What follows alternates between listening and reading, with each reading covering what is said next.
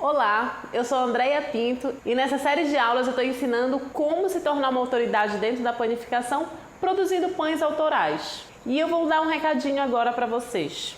Se você caiu de paraquedas nessa segunda aula, eu vou pedir que você volte e assista a primeira aula, porque a Semana do Pão Autoral é uma sequência de conteúdo. Então eu preciso que você assista a primeira e a gente dê continuidade. Agora, se você já assistiu, continue aqui comigo que a gente vai dar sequência. E nessa sequência de conteúdo, eu queria primeiro explicar para vocês, e esse é o objetivo desse vídeo, como os meus alunos conseguiram desenvolver os seus pães autorais do zero e como você também pode fazer isso. Na primeira aula da Semana do Pão Autoral, eu lancei um desafio para os meus alunos. E eu queria agradecer a vocês que deixaram o comentário e dentro desse comentário a gente construiu um mar de ideias de onde podem vir diversos tipos de pães autorais. E esse foi o objetivo da nossa primeira aula, falar a importância do pão autoral dentro da panificação. E se você ainda não deixou seu comentário, ou então eu ainda não respondi a um dos comentários que você deixou, eu peço que aguarde um pouquinho, ou então comente para que a gente possa ter uma interação maior e assim surgir novas ideias e quem sabe daí surgir o seu pão autoral, que esse é o objetivo. E é muito legal quando você comenta, ver a interação dessa comunidade e o quanto as pessoas são envolvidas nesse processo de panificação. E a ideia, ela não surge de uma criatividade única, ela pode surgir de qualquer pessoa, basta a gente ir se esforçando e ir pensando que as ideias vão vindo e os pães vão surgindo. E agora a gente vai falar propriamente dito do que é e como a gente constrói o pão autoral. Porque as pessoas, quando pensam em pães autorais, elas pensam em ideias assim, às vezes mirabolantes. E você não precisa ir muito além. Primeiro passo é entender o que é um pão de qualidade para você.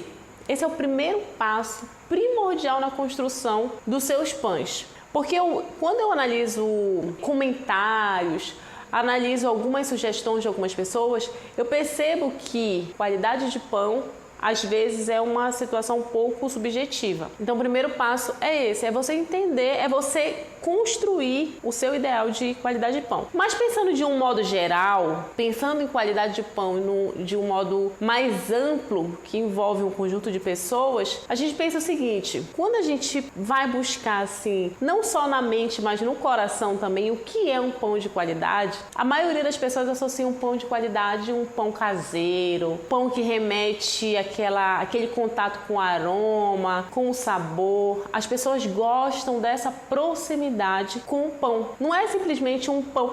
Quando você pensa em um pão de qualidade, a maioria das pessoas não pensa em um pão que está embalado num plástico, numa prateleira de supermercado. Eu tenho certeza absoluta que a maioria das pessoas, quando pensam nesse pão, pensam às vezes nesse pão em cima da mesa, quentinho, saindo fumaça. É essa associação que a gente faz com o pão. Então, pensando dessa forma, pensando nesse simples, a gente pensa e associa ao que a gente quer se aproximar mais do nosso cliente, das pessoas que vão consumir esse pão. Então a gente parte desse princípio do simples. O pão autoral é algo simples, ele não precisa ser algo tão além. Vamos lembrar do pão de origem, aquele pão em que foi iniciado o processo de construção da panificação.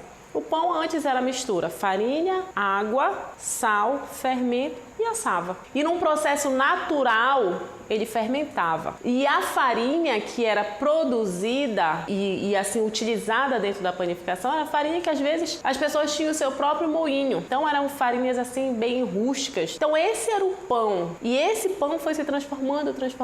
Chegou um momento em que o consumo de pão foi aumentando e precisava de uma tecnologia para alcançar o desejo das pessoas. Foi aí que surgiu o processo. E o processo ele não está intimamente associado a uma qualidade de sabor. Tanto é que quando as pessoas pensam em qualidade de pão, elas pensam mais no pão caseiro do que até mesmo num pão mais processado. O que eu quero que vocês entendam a partir disso? Que a qualidade e o desenvolvimento da receita de vocês tem que surgir a partir do momento e que você pensa na textura, olhem lá, na textura do pão, a escolha dos ingredientes que vão associar essas texturas e aí depois o processo que eu vou utilizar para produzir esse pão, que é justamente o que eu coloquei aqui, os principais passos. A primeira decisão que eu tenho que ter, a textura. E aí dentro da textura eu ainda coloco cor, que é um ponto também importante, porque às vezes quando eu penso em um pão, eu não penso simplesmente na textura, eu quero um pão macio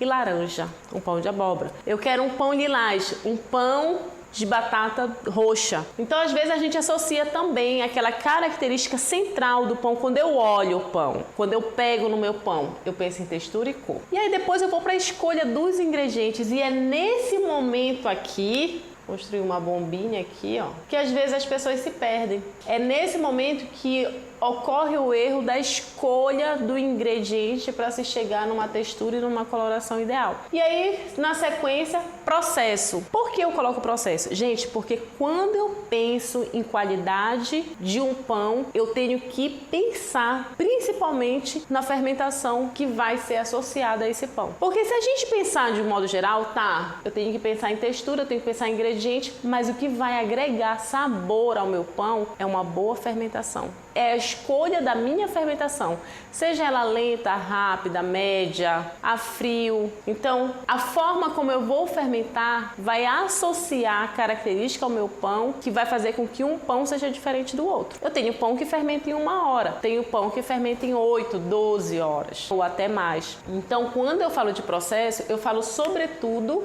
da fermentação desse pão, que esse é o ponto principal. Então vamos pensar, porque hoje a gente está falando na teoria, mas na próxima aula a gente vai pôr em prática, através do desafio da aula 1, o entendimento do processo na aula 2 e o desenvolvimento do pão na aula 3, tá? Então vamos lá. Eu vou associar aqui esses 2 pontos, textura, cor e ingrediente. Por que eu coloco a textura como um dos pilares? Eu vou contar uma historinha aqui rapidinho para que vocês entendam. Estava eu um dia em casa com a minha avó. Minha avó é uma senhora já de 86 anos, já tem dificuldade na mastigação, uma pessoa idosa. Então eu queria fazer um pão macio, um pão que ela comesse com prazer, porque às vezes o pão muito crocante dá uma dificuldade, principalmente para quem tem dificuldade em mastigação. E aí eu falei, poxa, que pão eu vou fazer? Aí pensei, poxa, para a vovó eu acho que é melhor eu fazer um pão macio. E aí eu tinha uma farinha de uva que há tempos eu queria fazer uns testes.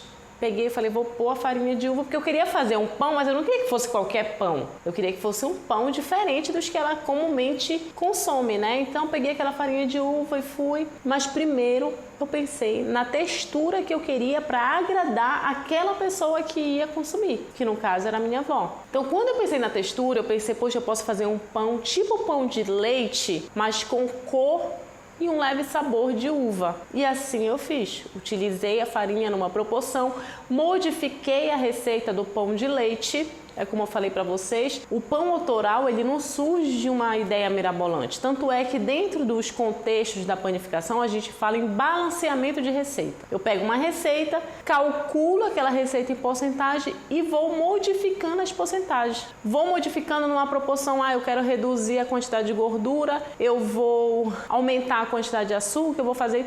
Só que existe um limite mínimo e máximo, tá? Que a gente precisa entender dentro de ingredientes. Mas aqui é a gente entender o que eu quero para aquele pão. Então eu quero maciez. Então foi leite, foi açúcar, foi gordura, caso a manteiga. E aí eu hidratei para que ficasse uma massa bem maleável. E ficou. Então eu cheguei no ponto que eu queria um pão bem macio e eu alcancei. Mas por quê? Eu escolhi os ingredientes que poderiam harmonicamente chegar nessa textura do pão macio. Então dentro desse exemplo que eu acabei de falar para vocês, um exemplo de um pão de leite que eu transformei num pão de uva e eu até batizei como pão bolo, que na verdade eu deixei ele numa textura muito próxima à massa de bolo. Mas o fato é que eu cheguei na textura que eu desejava, não queria nada crocante. Então, no momento em que você transforma uma receita, a gente fala o seguinte, dentro dessa transformação de receita, criação de receita, balanceamento de receita, o que a gente faz é trabalhar as proporções dos ingredientes. Mas antes eu preciso entender que dentro dessas proporções eu tenho limites mínimos e máximos. E aí, por quê? É justamente porque dentro do pão, quando eu falo em pão, eu falo da fermentação, que é o resultado, que me traz o resultado que eu desejo, e não esquecer que a fermentação é a ação de micro-organismos. Então, quando eu trabalho proporções que não são ideais para um pão, tipo, eu coloco mais de 2,5% de sal num pão. A partir do momento em que eu coloco mais de 2,5% de sal em um pão, eu estou comprometendo a ação das minhas leveduras. Esse é um exemplo das quantidades ideais de ingredientes. Então é por isso que eu preciso primeiro entender esses ingredientes para eu poder trabalhar a questão da transformação do meu ideal, no caso a textura e cor. Então eu recebo muitas perguntas das pessoas assim, Andréia, mas como eu vou mudar a minha receita? Começa com o que você tem. Por exemplo, se você está assistindo aula aqui, é porque você tem interesse em aprender algo a mais na panificação. Mas com certeza a maioria de vocês, se não todos, já fizeram pães. André, eu fiz, mas não deu certo. Mas já fez. Então, pegue essas receitas. Ou você que faz, André, eu tenho um pão que é o meu xodó, eu faço esse pão, ele sempre dá certo. Transforma esta receita. Porque a partir do momento que você começar a transformar as suas receitas, você está surgindo com novas. Quando você transforma uma em uma nova receita, é um pão autoral. É um pão que você está desenvolvendo, você está criando esse pão. Por exemplo, o pão francês. O pão francês, ele é uma imitação de pães que se tinha na França. Que se tinha lá essa mistura simplesmente de farinha, água, sal, fermento. E queria que se tivesse aqui no Brasil também. O pão francês não veio da França, mas a ideia do pão francês veio de lá. Então foi uma transformação de uma receita que nós tivemos e hoje o nosso pão, ele já é levado para outros países, como Portugal, que tem o brasileirinho, que é um pão francês num tamanho maior. Então, são só pequenas modificações dos ingredientes. Então, quando eu falo de pão autoral, e eu quero que vocês entendam o que é o pão autoral, que algumas pessoas têm dúvida do que vem a ser. André, tu fala tanto de pão autoral, mas o que é o pão autoral? Pão autoral é a partir do momento em que você desenvolve receitas para elaborar novos pães. Então, por exemplo, quando eu fiz esse pão, que eu denominei pão bolo de uva, é um pão meu. Outra pessoa não fez. Eu tenho certeza que outra pessoa não desenvolveu. Por quê?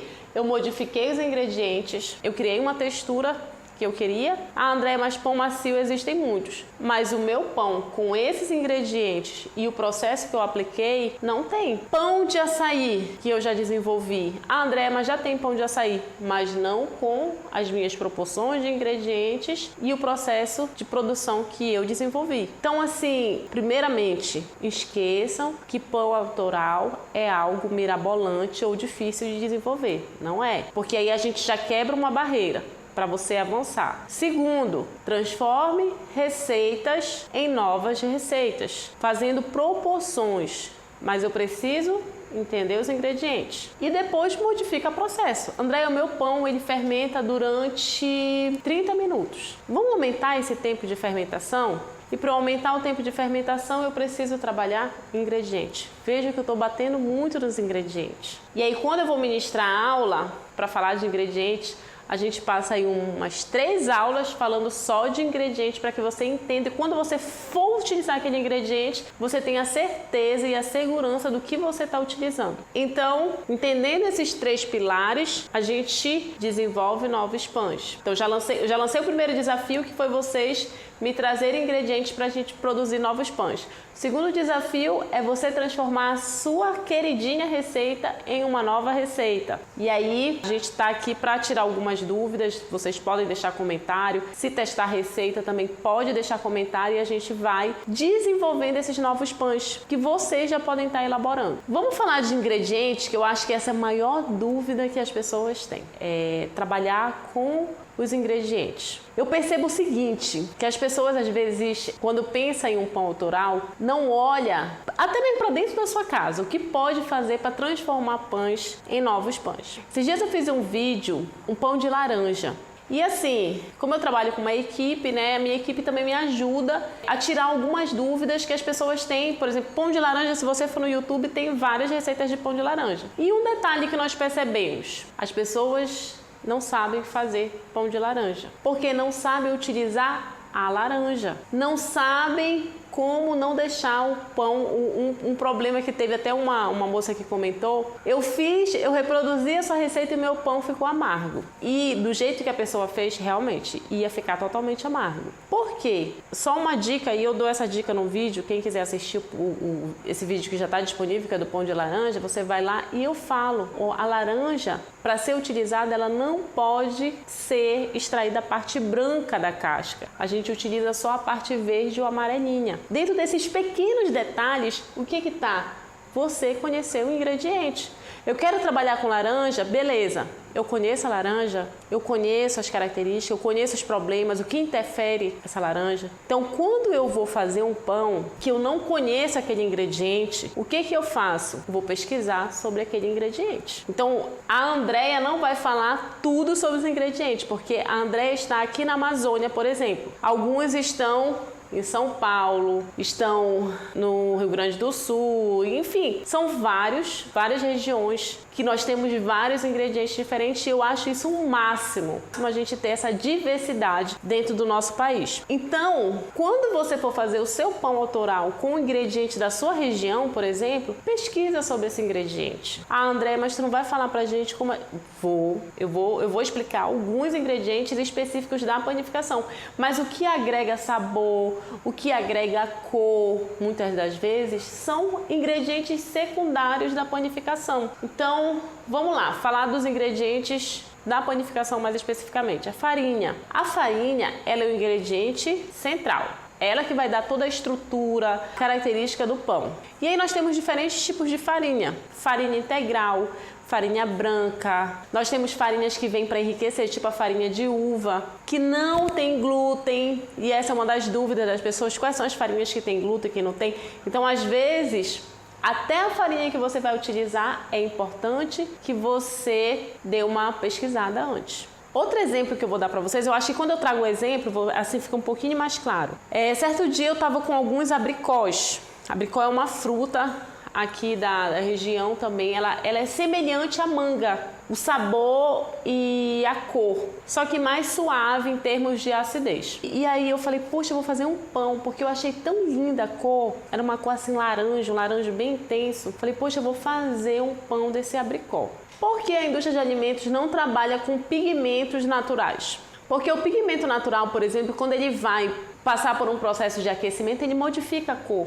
Aí a gente perde a coloração, o que era para ser verde fica marrom, e aí as pessoas não têm aquela segurança na utilização de pigmentos naturais. Então, já sabendo disso, o que eu pensei? Poxa, eu quero essa cor laranja, mas eu sei que quando eu assar o pão ele pode perder tudo. Então, eu trabalhei para manter a cor daquele pão. Trabalhei diferentes técnicas. Inclusive, o vídeo do pão de abricó está no meu canal. Quem quiser assistir, ver como eu fiz. De repente, André, eu não tenho abricó, mas eu tenho a manga, né? Eu tenho outra fruta que também é semelhante à manga e enfim, aí você também pode estar reproduzindo com o seu ingrediente. E eu consegui chegar na coloração que eu queria. Mas antes, o que foi que eu fiz? Eu fui ver a característica do abricó, o percentual de carboidratos, se ele ia interferir na minha fermentação, não. Então, quando eu fui fazer, eu tinha total segurança que o pão ia dar certo, porque a característica do abricó não ia interferir. E deu super certo. Eu particularmente gostei muito do resultado. Então, as farinhas, a mesma coisa. Tem farinha que a André já sou acostumada a trabalhar com certa marca de farinha, mas eu quero, dentro dessa farinha, eu quero colocar uma outra farinha que não desenvolve o glúten. Posso fazer isso? Pode. Tranquilamente você pode. Utilizar outras farinhas,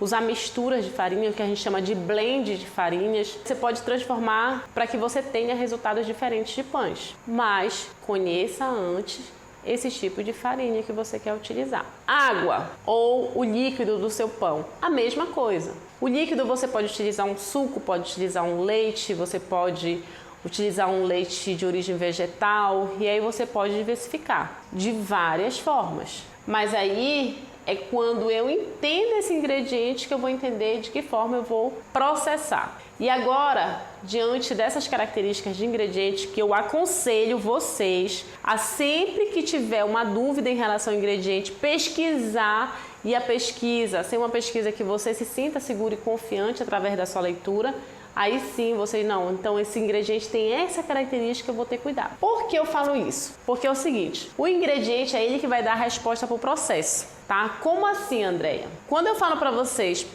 um exemplo, eu fiz uma focaccia com o piquiá. Piquiá, ele é muito semelhante ao pequi, que é da região central. Aqui o nosso piquiá, ele é bem gorduroso, ele tem um percentual lipídico muito elevado e eu queria muito utilizar ele dentro da panificação porque eu sou apaixonada por piquiá. Então o que eu fiz? Em vez de eu utilizar a polpa, eu fiz uma infusão de um óleo, peguei esse piquiá, coloquei em infusão tudinho e depois eu utilizei esse óleo para fazer as minhas massas. Mas o que eu quero chamar a atenção, quando você tiver um ingrediente que tenha, por exemplo, um percentual lipídico muito elevado, você tem que ter cuidado na hora de misturar aqui, na hora de utilizar esse ingrediente no processo. Porque dentro de cada ingrediente, como ele vai ter características diferentes, eu vou ter que entender em que momento do meu processo eu vou estar incluindo esse ingrediente. Então, esse piquiá, o que eu fiz? Peguei a minha farinha, misturei com outros ingredientes secos, hidratei e aí depois, por final, eu coloquei a gordura que estava com o piquiá. Por quê? Aí eu chamo a atenção de vocês no momento que vocês forem fazer o pão, por isso que é importante entender os ingredientes, porque a farinha, ela tem o glúten que vai dar a elasticidade à minha massa. Então eu pego a farinha, eu hidrato essa farinha e essa farinha vai ter a elasticidade. Se eu colocar antes a gordura e depois a água, essa água não consegue penetrar e alcançar minhas proteínas e a massa não fica elástica.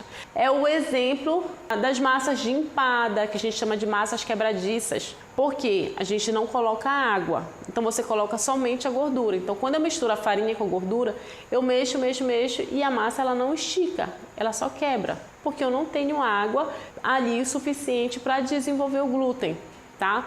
Então, por isso que é importante eu entender meus ingredientes para que eu não atrapalhe, por exemplo, o desenvolvimento do glúten. Quando eu fui fazer esse pão de uva, que eu utilizei uma quantidade de farinha de uva, eu pensei o seguinte, eu não vou colocar essa minha farinha de uva no início, porque ela pode atrapalhar o desenvolvimento do meu glúten. Então, o que foi que eu fiz? Comecei a fazer a mistura e no final, quando eu já estava com o meu glúten desenvolvido, eu vim com a farinha de uva e fui colocando. Porque a farinha de uva não tem glúten. Pelo fato dela não ter glúten, o que vai acontecer? Ela pode interferir na minha farinha que precisa desenvolver o glúten.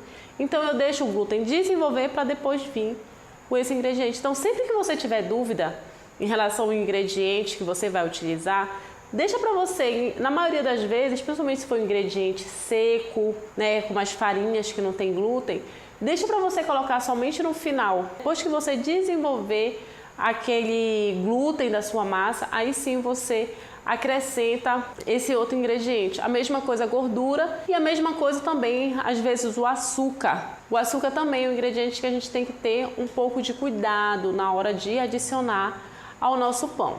Então, para concluir, a gente vai falar um pouquinho mais aqui de processo. Quando a gente fala de processo, eu chamo a atenção principalmente para a fermentação, porque apesar de pesagem ser extremamente importante, porque é na pesagem que a gente trabalha a proporção dos ingredientes e é nesse momento em que você desenvolve novas receitas, né, na proporção ideal dos ingredientes. Depois nós temos a mistura, que envolve o desenvolvimento do glúten, que é outra etapa importantíssima. Um glúten mal desenvolvido me dá resultados de pães com fermentação inadequada, pão pesado, enfim, tá tudo interligado. Mas o que vai agregar muito do sabor, do aroma, é a fermentação. E essa fermentação eu vou decidir a partir do momento em que eu entender a proporção de ingredientes. E essa proporção, um dos pontos principais é a quantidade de fermento. Então, se eu quero fermentações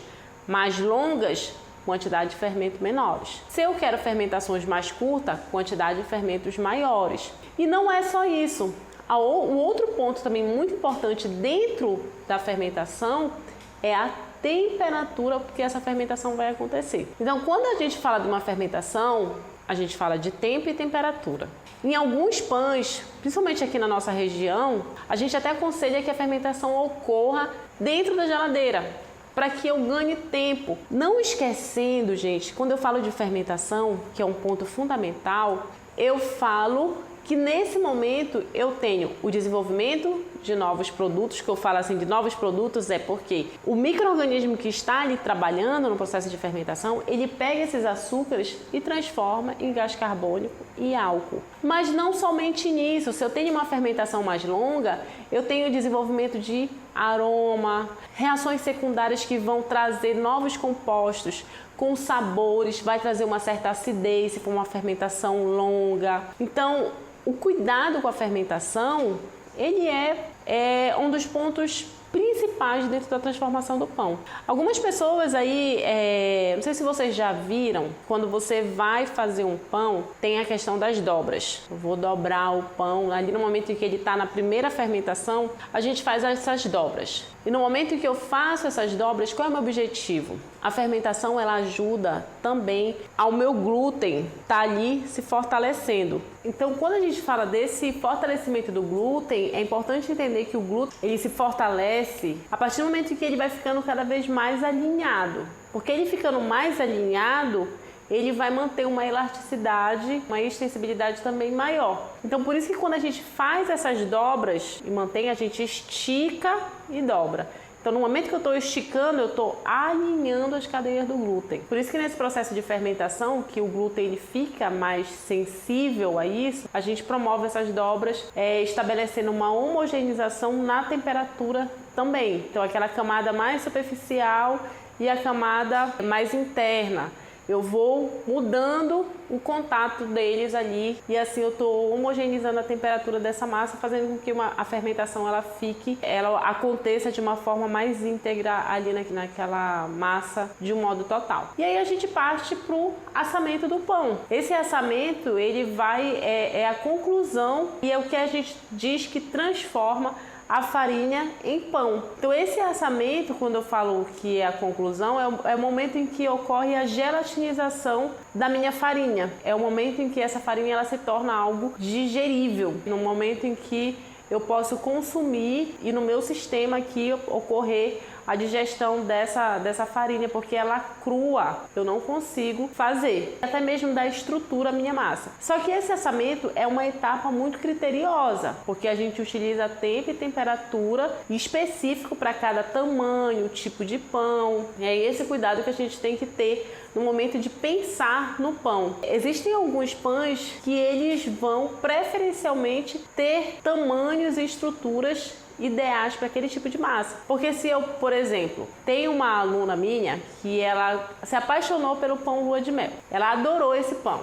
E aí ela vem desenvolvendo esse pão de vários formatos. E um deles foi tipo o pão de forma. Ela pegou o pão de lua de mel, colocou numa forminha retangular e ela queria fazer o pão de forma. Só que quando ela vai fazer os cortes, ele esfarela. Por quê? Porque a característica dessa massa é as bolinhas, ela é mais delicada, ela tem essa característica. Então, a partir do momento em que eu mudo o formato desse pão, eu posso não me agradar dessa massa, porque realmente ela não é apropriada para aquele tipo de formato. Então, todos esses cuidados a gente tem que observar e perceber que eu posso e que eu não posso mudar. Mas é importante que a gente não deixe de ousar. E aí é o que eu digo, que algumas pessoas não têm a ousadia de modificar uma massa, de aromatizar uma água para inserir naquele pão. Ficam com medo, justamente por quê? Porque não entendem do processo.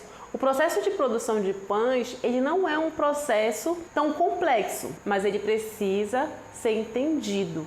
E quando você entende esse processo, você sobe um degrau e fica acima da média. A média do entendimento das pessoas do que é o processo de produção de pães. E eu entendo quando algumas pessoas dizem assim, mas eu tenho medo de fazer o pão. Às vezes a pessoa não faz simplesmente pelo medo, e isso é normal. Só que a gente não pode deixar que esse medo se transforme em pânico, porque esse pânico vai te impedir de fazer e vai te impedir muito mais de ousar. Então, se você não inova na hora de produzir seus pães com medo de errar, entenda que ultrapassar esse medo faz parte da evolução do teu aprendizado. Assim como em outras áreas, na panificação, muitas das vezes, você vai ter que seguir com medo mesmo, o medo de errar, porque isso te possibilita seguir em busca do conhecimento que você tanto quer e que vai te trazer segurança na hora de produzir os seus pães, por exemplo. E agora eu vou te mostrar alguns dos meus alunos que superaram seu medo e conseguiram desenvolver os seus próprios pães.